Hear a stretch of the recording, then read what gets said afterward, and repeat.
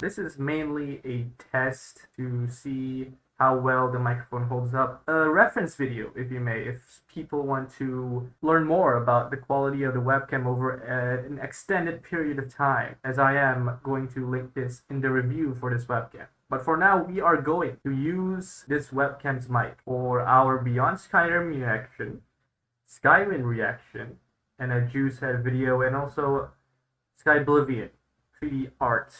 Yeah, let's do it. Oh, what are you eating? Pineapple. Make no mistake, Outlander. This is not a place for the faint of heart. No, I've been here before, so it's all good. The Red Year changed much. This region, Yeah? once forgotten beyond the great shadow that was Vardenfell, is now one of its last vestiges of civilization. You sure? But we of House Redoran will not allow it to slip beneath the snow and ash. Okay. We'll see. We will see.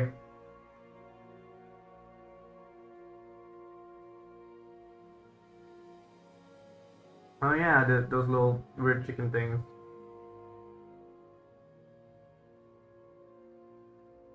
I don't like it. It's like it's made by the actual Elder Scrolls team. Task taming these rocks. The waters here are cold, and they are cruel. Hmm.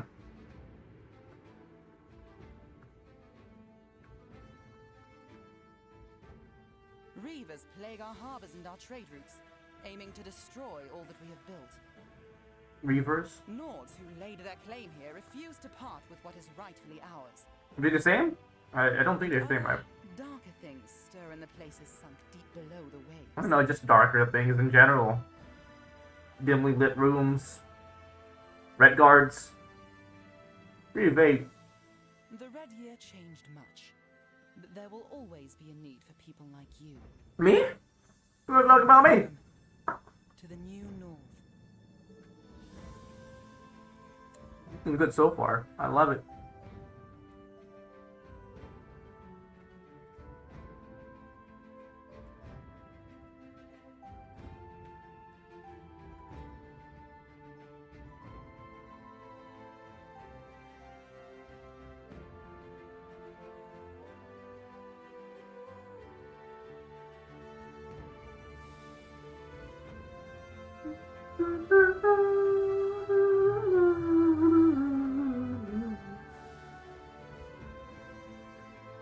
I'm glad Bethesda is like letting them use the music, and you know, for all the promotional material.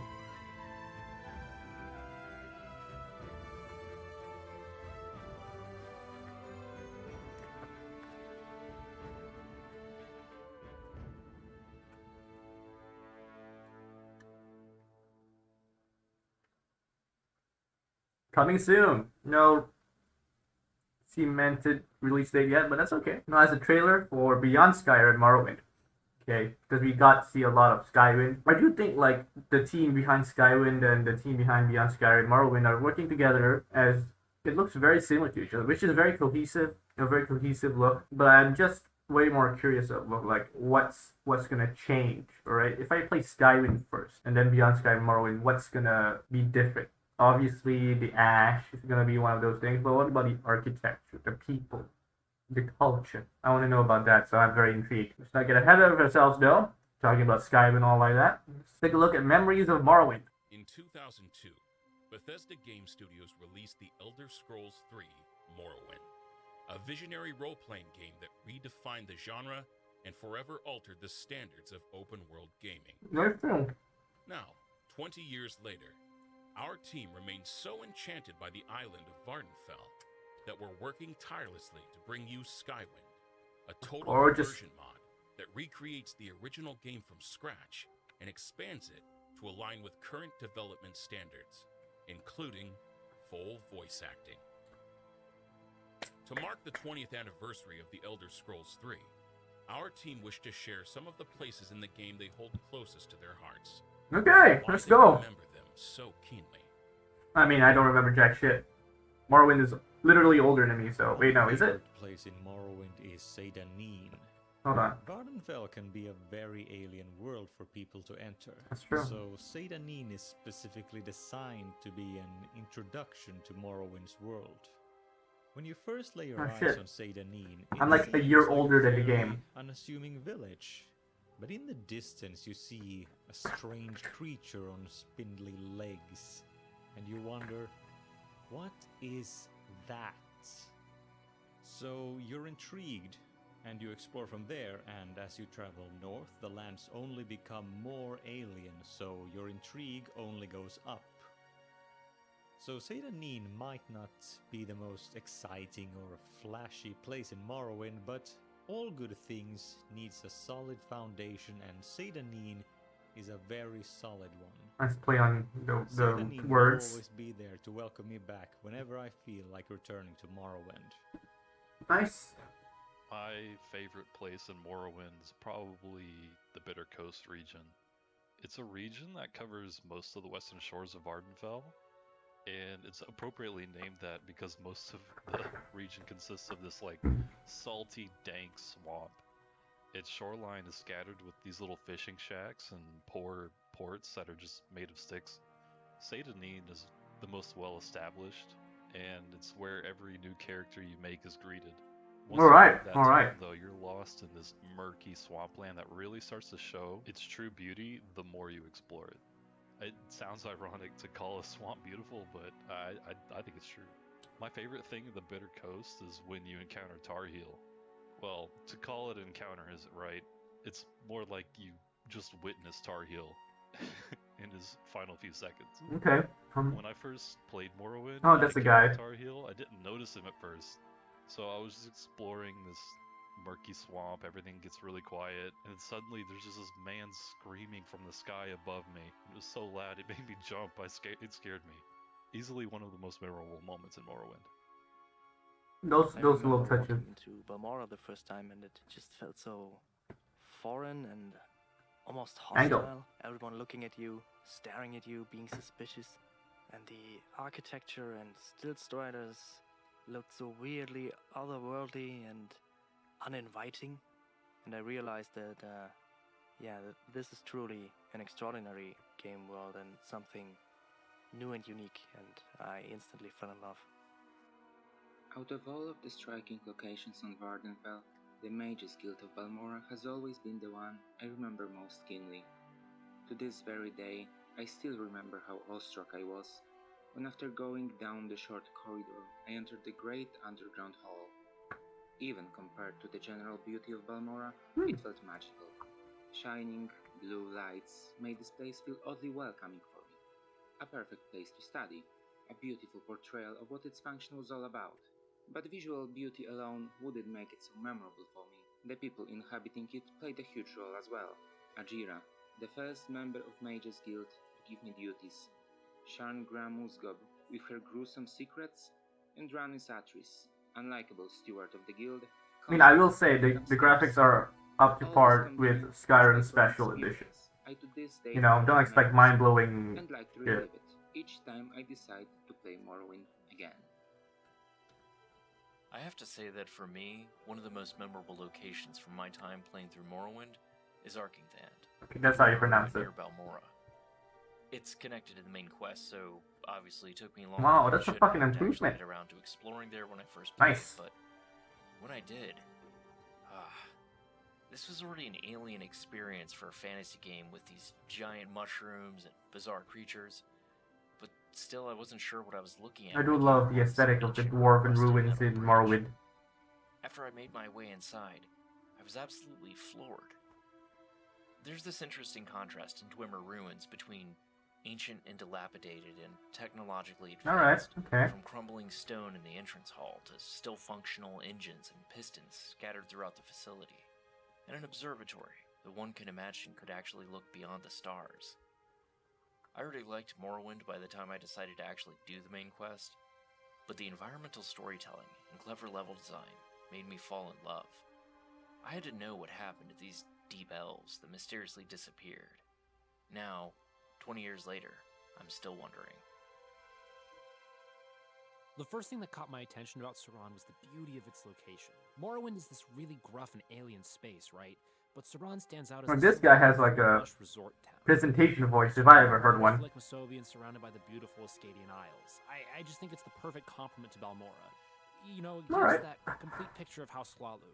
Balmora is this really urban center. It has a huge focus on trade and has plenty of corruption if you know where to look.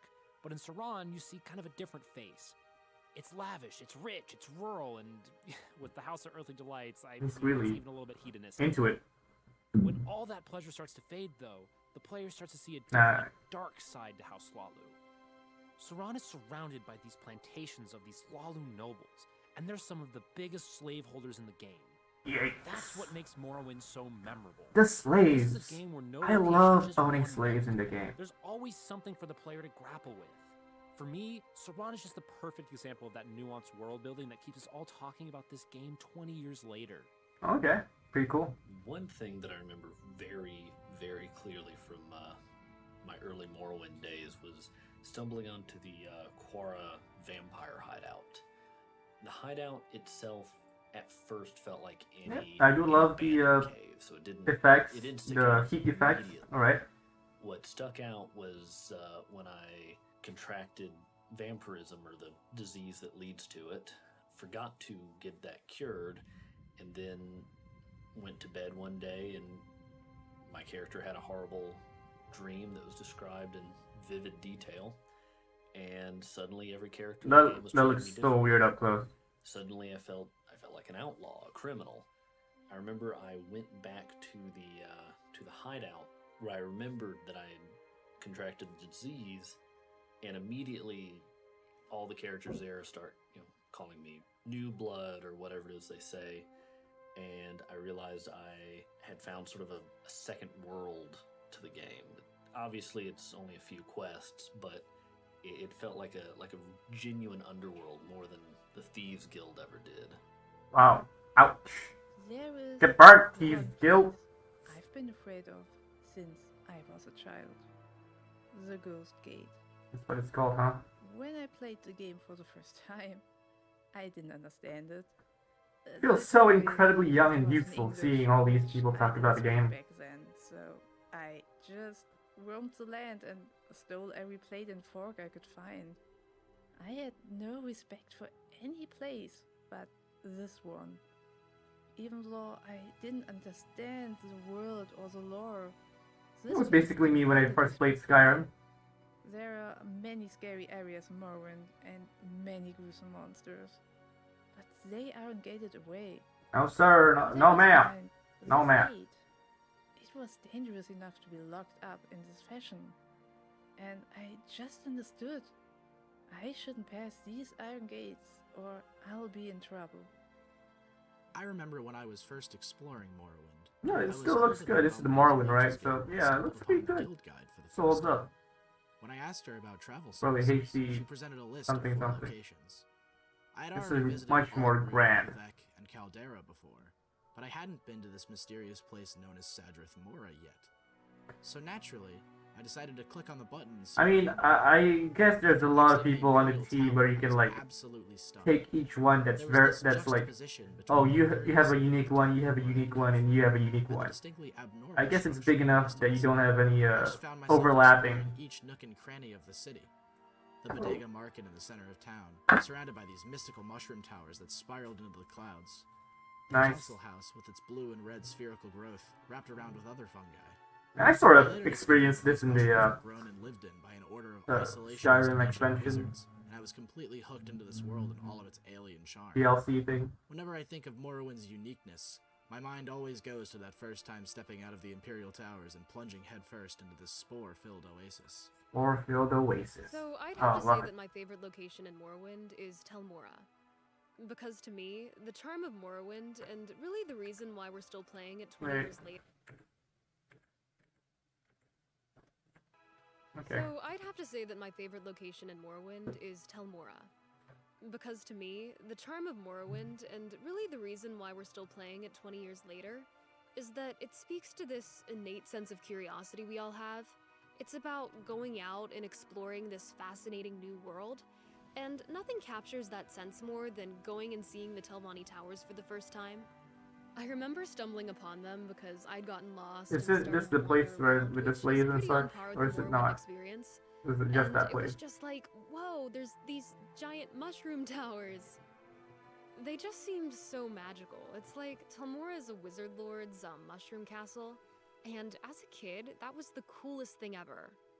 And It is cool. It really felt like this living, breathing place. I mean, Might it still has be the a coolest thing culture ever, and though. history. It might And still getting be. to discover more about that world was so exciting. Like, I remember walking around Telmora, or really any of the other Telvanni settlements, and just There you go, look at the meeting armor. these characters that were so hilariously egocentric and unique, and it really made you want to get to know them. Now with SkyWind, we're getting to infuse a new life into this already rich world, and I know that we are so excited to share that with you. Look at the clothing. If you're Okay. following the main quest in Morrowind, Ursulaku Camp is Ooh, possibly this the is first the Ashland presentation camp guy, right? After toughening you up a little, the Master of the Blades has just sent you off to some remote camp in the wilderness to talk to a clan leader. If you're anything like me, you probably entered at speed during an ash storm, pursued by a cliff racer. It's not big, just a few tents around a fire amidst dunes of black ash. But for me, it's one of the most characterful places in the game, and a perfect example of world building done Gosh, his simply but voice. expertly. You've got the enclosing sanctuary of the awning, Alright. with the actually pretty comfy yurts at the center. The moody turquoise light of a few bug lamps, the tinkling of wind chimes, a Bug hollowed lamp. out shell of a silt strider, and of course the Ashlander people themselves, who look and dress differently to the rest of the Dunmer, and are really cagey and don't like you. They're actually cool when you get to know them. It does feel like the kind of place that heroes eager to prove themselves ought to go to. Where's Don't the get where's the lost wind in the chimes? cliff racer food first, of course. Where's the wooden wind chimes? I don't hear them no place more. I've chosen to talk about is the Ursulaku Burial Caverns. Okay. It's like the quest you do when you're establishing yourself as a clan friend of the Ashlanders. And at this point, if you were considered an Outlander by the settled Dunmer, you're considered like an extra Outlander Yeah, with so the definitely. Ashlanders. Skyrim. And they're really wanting to test you, Looking so like they're going Skyrim a to little send bit, you this in part- to that part. retrieve a bow that has been buried with the grandfather or father of the chief. And the reason that I love looks nice. this location This so looks a much bit is more because unique. it's really simple, and yet it has all these storytelling considerations woven into it that just Alright. elevate it above other dungeons, which it could so easily be exactly like.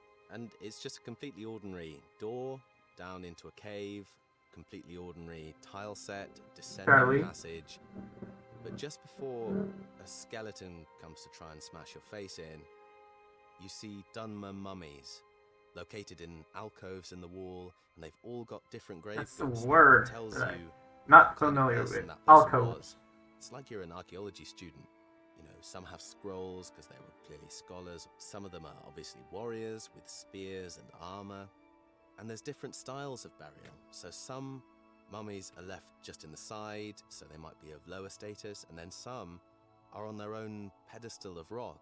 And you never get any of this information. You're just left to kind of guess it and to use your imagination, which is what elevates this Okay. otherwise completely boring fetch quest. And yet, it just fits so well into where the story's at that moment. So they're sending you somewhere that's sacred to them, that's slightly dangerous but not very dangerous, and that has a bearing on your wish to become more closely associated with the tribe. If I had to pick one spot that truly stood out to me, I'd go with the Valley of the Incarnate. Valley Like a of lot the people, I Incarnate. did not do the main quest until basically everything else was done.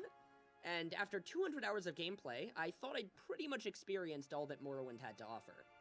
I'd finished the guilds, traveled the map, when all of a sudden I get a quest to go find a new area. At the age of 10, I had absolutely no idea how there could even be a new area. This person sounds like they have a story time animation channel. It was right around the corner from a dozen other quests I'd already done. Somehow, a new area to explore. It's those quirks of the design that always keep me coming back to Morrowind. There aren't any secondary maps or levels in accessible areas. Everything's hidden in plain sight right from the start. But Cannot wait. somehow, you only end up discovering Looks so things good. when the time is right. And, despite my 1,000 or more hours in the game, I always feel like I'm discovering something new when I come back to give the game another shot. Thank you for joining us on this nostalgia trip. SkyWind is No, being thank made you. by people like you, artists and writers, developers and tinkerers of all types who possess a love for Morrowind. As always, we continue to welcome volunteers of all experience levels. So if you'd like to help bring the project to life, visit I mean, I guess I could try voice acting, but I don't think Morrowind has a person that sounds remotely like me. Alright, as a nostalgia trip or, you know, memories of Morrowind go, like, we have a lot of footage that we can go through and analyze and blah blah blah. I mean, that's a lot. It's very different from your typical presentation, but I enjoyed it. Yeah, it's not as information heavy, but I feel like I'm getting to know the place very intimately because of all these people who have a strong connection to it. I have never played the game, okay? The game came out in 2002. I can, like, boot it up on Steam and buy it for, like, I don't know, 5 ringgit, but I have no interest in that because it's really tough to get into a very old school style system, and that's why I'm looking forward to this. It's a modern version of the game that these people loved, and that's why I want to play it, because of the passion. Okay, now we are going to turn off the noise suppression and OBS, so you actually get a sense of what it sounds like with all the background noise, okay? Because Aukey dual microphone, but I do not think they have noise cancelling technology. I think their newest one has it. Why is the Malaysian site much more better than the official American website? That's crazy. Yes, the Aukey PC-LM1E that I'm using has no noise cancelling, nor does the PC-W3. The only one that has it is the newest model, which is the PC-LM7. Alright, so if you want noise cancelling, front-facing webcam microphones for whatever reason, get that. But I feel the noise suppression on it worked pretty well, if you're using OBS, of course. I don't know if Zoom supports noise cancellation, but Discord does, so you can use that. Morrowind is getting a remake. In fact, it's all... Alright, so we're gonna get a recap. So I'm guessing this dude is gonna cover both the Morrowind Beyond Skyrim version and SkyWind.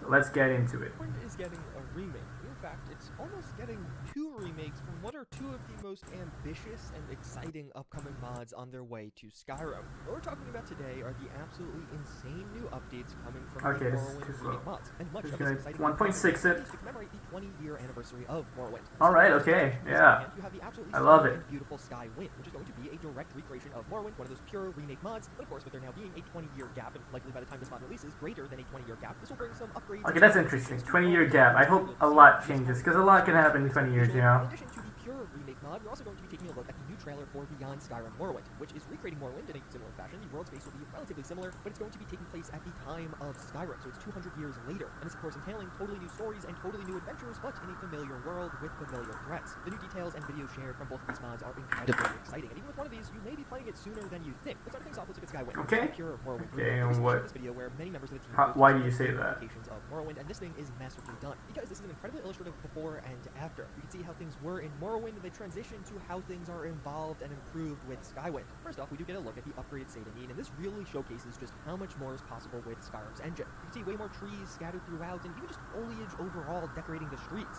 Oh yeah, it's pretty obvious. Consider like draw distance being way higher in Skyrim, so you can see that's true. Distance. And as an image overall, it really tells a story of how much higher quality things will be with Skyrim. This is definitely extended with the cliffside view of Saran. The common theme of more foliage. I love it. It's like a very ancient Italy. And more detail in the actual architecture themselves. It still is that exact same feel and alien Italy. That's what I'm looking for. It just looks so much better that it's remarkable, and it really brings the entire city and location to life. The Bitter Coast really showcases just how much of an upgrade the lighting is going to get with this. Morrowind still looked okay, but Skyrim is on a completely different level, and especially the work they're doing with SkyWind specifically. And the visual opportunity this creates for them when it comes to some of the environments like this swamp we are seeing just makes things almost feel more true. Like, this is probably how Bethesda hoped or wanted it to look at the time of Morrowind, but perhaps it wasn't possible. And maybe, I'm guessing so. True swamp feel and aesthetic, but also just looking really good. I mean, it is very faithful. Morrowind, this definitely creates a more dramatic transition, like you really are going from one biome to another to some degree. When it comes to Balmora, they did a really good job at recreating that initial Balmora feel. It's a unique place. The architectural design of this can feel very foreign, especially when you're just first getting into this game and specifically getting into this location. I feel like this mod is doing a great job at capturing that feel. You have to imagine that many people will play Morrowind for the first time properly with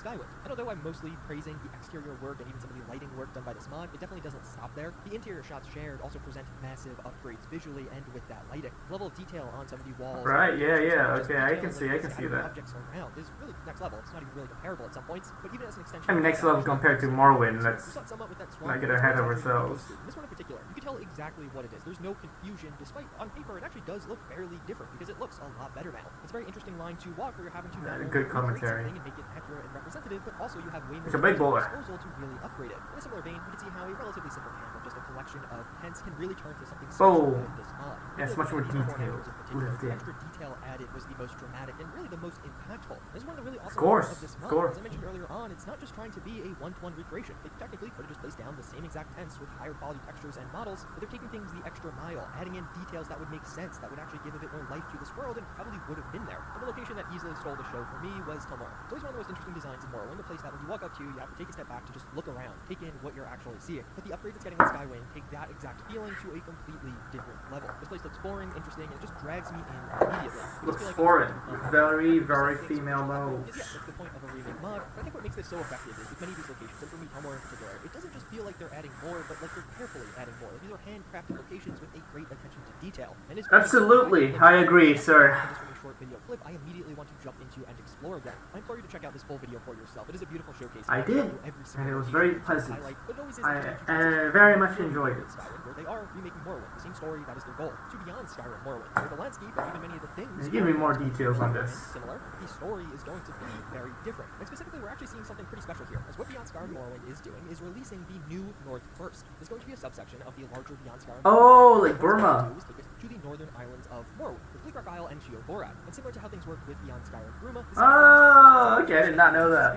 Shit, okay. Here at the end of this new trailer, which looks amazing, by the way, that it is coming soon. And now with mod projects like this, the release date is always a cagey thing, but you have to imagine if they're making the decision to announce that it is coming soon, rather than saying... Yeah, I get confused, like, coming soon is like the project, because, like, that's like, coming soon, huh? Year, which gets me very excited. They describe here how the Reavers are going to be a big issue on the seas, while the Nords have invested themselves on these northern islands, and taking lands that simply don't belong to them are going to play a role in that. And this okay, now I'm a bit clearer now. Morrowind, so we will feel the direct impacts of that. Of course, there are a couple hundred years that did occur in between, but those effects will still be felt. In the trailer here, they show a familiar but definitely changed landscape, and even a wide variety of familiar faces and things within. I did question these tombs.